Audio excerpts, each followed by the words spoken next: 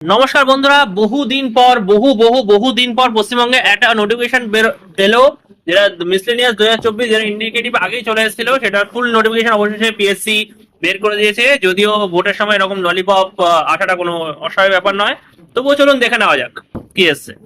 তো পরীক্ষার ডেট ফেট এখনো কিছু জানানো হয়নি। সবাই ফর্ম ফিল আপ স্টার্ট হবে এপ্রিল 30 এপ্রিল থেকে শুরু হবে ফর্ম ফিল আপ, যেটা চলবে মের 20 তারিখ অবধি। ঠিক আছে, তারপর একটা এডিট উইন্ডো খোলা হবে, সেটা মের 22 তারিখ থেকে 28 তারিখ অবধি খোলা থাকবে। আচ্ছা, এটা miscellaneous services examination. Eligibility criteria যদি বলা হয়, তাহলে আপনার গ্র্যাজুয়েশন কমপ্লিট থাকতে হবে। ঠিক আছে, এটুকু এলিজিবিলিটি। আর এজ লিমিট তো জানেনি, 20 থেকে 39।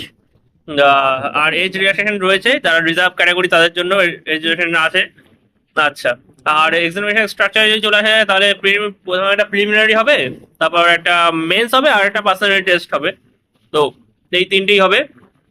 আচ্ছা, অ্যাপ্লিকেশন ফি যদি বলা যায়, তাহলে 160 টাকা প্লাস সার্ভিস চার্জেস। আর ফিজ এক্সাম রয়েছে যারা রিজার্ভ ক্যাটাগরি, এসসি বা এসটি ক্যাটাগরি তাদের জন্য। আচ্ছা, অনলাইনে সাবমিট করতে হবে অ্যাপ্লিকেশন, এটা তো জানা কথা। নেগেটিভ মার্কিং রয়েছে, কিন্তু এক্স্যাক্টলি কত নেগেটিভ মার্কিং থাকবে সেটা এই মুহূর্তে বলা যাচ্ছে না। যদি কোনো ক্যান্ডিডেট নিজের রোল নাম্বার বা নাম এইসব কিছু অ্যান্সার শিটে লিখে ফেলে, তো তার জন্য একটা 10% নেগেটিভ মার্কিং মার্কস ডিডাক্ট করে নেওয়া হবে। ঠিক আছে, একটা নির্দিষ্ট কোয়ালিফিকেশন মার্ক রয়েছে, যেটা হচ্ছে ইউআর, ইডব্লিউএস বা এমএসপির জন্য 40%, ওবিসির জন্য 38%, এসসির জন্য 35%, এসটি এবং পিডব্লিউবিডির জন্য 30%। তো খুবই খুশির খবর একটা বেরিয়েছে অন্তত ভোটের জন্য হলো। তো আপনার লেগে পড়ুন, 30 এপ্রিল থেকে শুরু হবে ফর্ম ফিল আপ। ধন্যবাদ।